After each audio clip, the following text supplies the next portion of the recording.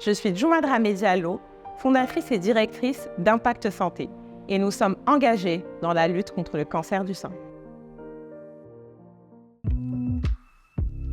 Octobre Rose, c'est l'occasion chaque année de se remobiliser au niveau international pour sensibiliser le grand public au cancer du sein et surtout inciter les femmes au dépistage.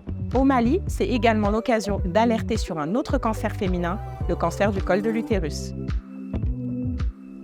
Un cancer, c'est lorsque des cellules anormales se développent de manière incontrôlable et s'attaquent aux tissus du corps. On parle de métastase lorsque ces cellules vont s'attaquer à d'autres organes. Le cancer du sein, c'est lorsque des cellules anormales vont se développer à l'intérieur du sein et s'attaquer au tissu de ce dernier. Quels en sont les signes d'alerte? Tout changement d'aspect général de votre sein doit vous alerter. C'est-à-dire, si vous observez une masse au niveau de votre poitrine pendant la palpation, si vous vous rendez compte d'écroulement au niveau de votre mamelon, si l'aspect même général de la peau change, présence de rougeur, peau d'orange, etc. Si vous remarquez, si vous avez des douleurs, si vous remarquez que la peau qui entoure votre mamelon également, qu'on appelle l'aréole, change d'aspect, il faut que ces signes vous poussent absolument à consulter un médecin. Oui, même si les hommes sont très peu concernés en comparaison au nombre de cas chez les femmes, ils peuvent également déclarer un cancer du sein.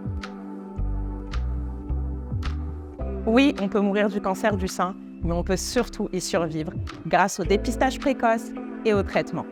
Pour le dépistage précoce, nous invitons toutes les femmes à l'autopalpation au moins une fois par mois. L'autopalpation, c'est le fait de toucher vos seins à la recherche de la présence d'une masse. Mais attention, ne paniquez pas. La présence de toute masse ne veut pas dire que ce sera forcément un cancer. Seul un médecin, grâce aux examens complémentaires, pourra vous confirmer ou non la présence d'un cancer. Le cancer du col de l'utérus, ce sont encore une fois des cellules anormales qui vont se développer de manière incontrôlable au niveau du col de l'utérus. C'est un cancer qui est exclusivement féminin, car l'utérus n'est présent que chez les femmes.